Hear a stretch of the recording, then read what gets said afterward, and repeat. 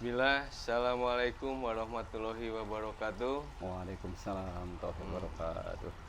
Alhamdulillah, pada kesempatan ini kita bersyukur kehadirat Allah Hirobi, yang mana atas perkenannya kita masih bisa dipertemukan tatap muka walaupun secara virtual ya Pak Ali ya.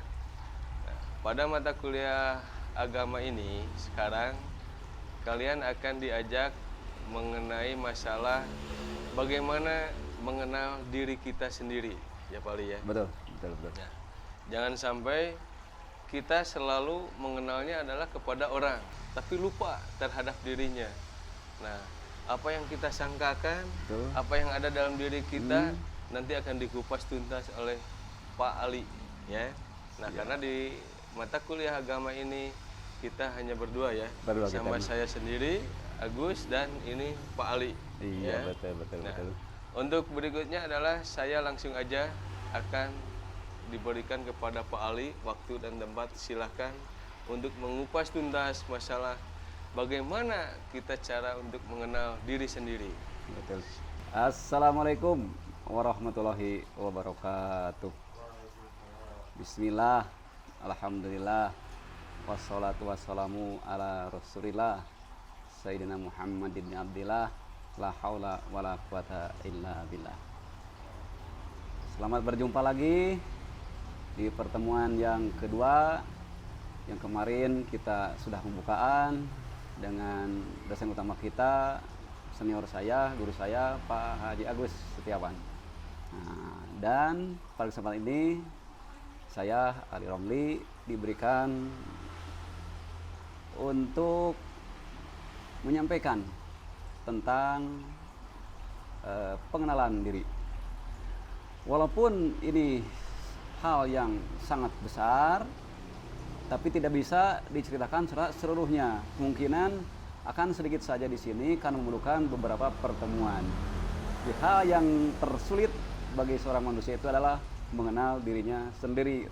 Mengenal diri ini, di dalam diri kita ada yang namanya nafsu. Ya. Ada nafsu amarah, nafsu lawamah, mulhimah, dan ada nafsu mutmainah. Amarah, nafsu yang suka mendatangkan keinginan, dan lawamah adalah nafsu yang suka mendatangkan ketakutan. Ini adanya dalam ada syariat. Dua nafsu ini. Nanti kan ada syariat, tarekat, hakikat. Nah, itu kan tingkat-tingkatannya. Tapi kita bahas syariat saja, ya. Di mana ilmu syariat itu mulai pada ibadah, tauhid dan segala macamnya harus dasari dengan tawakal dan sabar. Tawakal artinya membenahi diri, membatasi diri. Dan bersabar itu mengalahkan segala keinginan. Kalau nanti tawakal dan bersabar sudah bisa kita jalani, maka rentetan yang namanya ibadah akan bisa dijalani dengan mudah. Tapi adapun syarat dalam ibadah itu ada 14 pintu untuk mengenal diri yang harus kita pahami. Yang pertama, diri kita ada yang namanya syahwat. Nah, kalau syahwat itu terus diikuti, maka endingnya, hasilnya kepada seorang hamba itu akan menghasilkan yang namanya riya. Tahu riya? Ingin terpuji, selalu ingin dijunjung tinggi, tong kosong nyaring bunyinya. Lebih dalam lagi, kalau syahwatnya terus diikuti, nanti akan ada di dalam hati itu yang namanya suka hitung-hitungan. Ya, menolong teman tidak ikhlas, tapi hitung-hitungan. Coba kamu kalau aku tidak tolong waktu itu, niscaya engkau itu mati, hukumannya itu. Hitung-hitungan, ya. Padahal dia diberikan kemampuan menolong seorang itu bukan karena dirinya, tapi karena kekuasaan Tuhan yang Maha Kuasa, kekuasaan Allah Subhanahu wa taala yang diberikan kepada dia, sehingga dia diberi kemampuan untuk bisa menolong orang lain. Propertinya dari Allah, makhluknya juga dari Allah. Tapi kenapa setelah dia punya kemampuan itu dinisbikan seolah-olah itu kepunyaan dia? Itu bukan, sama sekali tidak. Ya. Kalau hitung-hitungan diikuti terus, maka menghasilkan gaplah, perbuatan kosong belaka. Cuma yopuria, gaplah. Dan kalau gaplah diikuti, maka endingnya orang yang suka sembrono. Hitung-hitungan akhirnya jadi dengki, gaplah jadi sembrono. Syahwat jadi ria. Sudah tadi sembrono tadi diikuti terus hawa nafsunya, maka dia akan menjadi orang yang suka gibah. Nah, gibah mengomongkan, senang membicarakan kesalahan orang lain. Nah, kalau gibah terus diikuti, maka yang timbul dalam hatinya akan sombong. Gibah terus diikuti, bahasa seseorang itu nanti akhirnya akan ada sifat yang dalam hatinya serakah. Nah, kepunyaanku semuanya. Ya, bila perlu bumi, langit, air semuanya kepunyaanku, dimakanlah semuanya. Ya. Kalau sudah tadi gibah menghasilkan sombong, maka serakah itu menghasilkan orang yang suka tega. Kata orang Sunda Bandung, telenges. Ya, ini orang Sundanya. Tega membuat orang sengsara, bahkan orang itu dikebiri, baik jasmaninya, rohaninya, bahkan profesinya. Nah, nanti setelah serakahnya itu atau serakahnya terus diikuti, terus dipelihara dalam dirinya, maka menjadi orang yang suka berkeinginan. Apapun yang oleh orang lain selalu ingin. Iri, kabitaan. Ini bahasa Sundanya orang Bandung, kabitaan. Suka apa yang dimiliki orang lain itu dia harus memilikinya. Dan apabila itu terus dipelihara dalam dirinya, maka akan menghasilkan kepadanya suka mencibir, suka menjustis, bahkan membuat orang lain sengsara dengan kata Sundanya poyokan. Dan yang terakhir, nafsu yang ketujuh adalah kalau orang sudah syahwatnya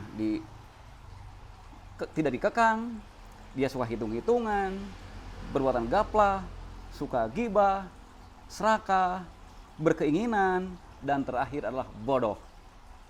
Dan orang bodoh ini niscaya menghasilkan perbuatan yang bohong. Itu ya 7 nafsu yang kita harus sikapi, jangan sampai tergelincir kepada permasalahan ini, niscaya kita menjadi orang yang sengsara. Tapi gini Pak Ustadz, ternyata ini ada yang masuk nih. Oh gitu. Ya. Menyikapi dengan hal-hal yang tadi gitu, bahwa kita tidak boleh iri, kita tidak boleh was-was gitu ya. Tapi misalnya kita iri kepada seseorang yang jago gambar gitu misalnya gitu. Nah ini ada nih, Pak boleh nggak saya kalau misalnya iri kepada orang yang jago gambar gitu. Nah gimana nih Pak Ustadz? Oh itu hebat. Di situ irinya itu dalam tanda petik iri positif. Ya oke. Malah di situ harus menjadikan seseorang lebih semangat. Dan iri di sana bukan iri negatif, tapi iri untuk motivasi. Betul. Boleh kalau begitu. Jadi iri itu adalah positif. Yang tidak boleh itu adalah iri yang di kesana jadi dengki. Iri yang hitung-hitungan. Tapi kalau di sana irinya adalah untuk didekati, terus berkenalan, terus bagaimana caranya Anda itu pakai bagus. Betul. Akhirnya menjadi masa itu ada komunikasi yang baik, malahan timbul hubungan yang harmonis. Kalau iri dalam tanda positif silahkan, enggak. Berarti di situ ada kita ikut belajar lah ya istilahnya kepada orang yang jago tersebut ya. Karena di sini masalah hukum fikih itu sangat fleksibel. Mungkin saja di daerah A hukumnya begini, datang ke sini lain lagi. Seperti di perguruan tinggi yang lain kebijakan berbeda, dan perguruan tinggi Unpas kebijakan juga berbeda. Al-adatu muhkamatun. Ketentuan suatu tempat itu menjadi ketentuan hukum. Silakan saja. Bisa ngomong. Nah ini ada lagi nih Pak Ustadz nih. Jadi karena kita ini di ranah disiplin ilmu desain komunikasi visual ya, DKV gitu. Pasti ada kecenderungan kalau mencari ide itu kadang-kadang was-was. Nah, menurut Pak Ustadz gimana nih untuk menyikapi hal-hal seperti ini nih? Gimana Pak Ustadz? Sebagai kodrat, manusia itu sudah dipiranti. Punya akal, punya nafsu, dan dipiranti juga dengan badan. Tapi yang untuk menggodaan juga ada. minal jinnati wanas yuwaswisu fi sudurin nas. Nah, tapi kalau sudurnya tadi kuat, hatinya tapi hebat, terus ditingkatkan lagi sampai ke lubnya itu hebat, nah, keyakinan, ya dimainkan akal. Maka akal di situ mengolah data, ini layak enggak ide yang saya punya itu dimajukan atau disampaikan atau bahkan dibuat. Nah, dihitung semuanya antara untung dan ruginya. Wah, kata akal yang sudah kita punya, terus berdasarkan ilmu yang didapat dari dosen semuanya, ini layak, itu ide ini dimunculkan, bikin saja. Berarti di situ menumbuhkan keyakinan, ya, Ustaz ya. Harus keyakinan ya. Tapi tumbuhkan di situ keyakinan bahwa ini saya pasti layak. bisa, gitu. Ini bisa, Ini gitu bisa. ya. Nanti Saya akan mampu, tumbuh sendiri ya. Betul, betul. Nah, gitu ya. Oke, itu yang masuk Pak Ustadz ya. Betul, betul, betul. Yang mungkin nanti bisa disambung lagi di lain kesempatan ya, di Insya pertemuan Allah, berikutnya insya ya. Allah. Betul, betul, betul. Nah, oke teman-teman, jadi untuk kali ini kita tutup aja sesi pertemuan tatap muka keberapa ya? Ini kedua ya. Kedua, betul. Untuk kalian di mata kuliah Agama Agama Islam. Untuk kalian, untuk itu kita tutup aja dengan hamdalah ya Pak Ali. Betul. Alhamdulillahirrahmanirrahim. Semoga kalian sehat terus ya, supaya kita bisa bertatap muka terus ya. Betul, betul. Ya. Assalamualaikum warahmatullahi wabarakatuh.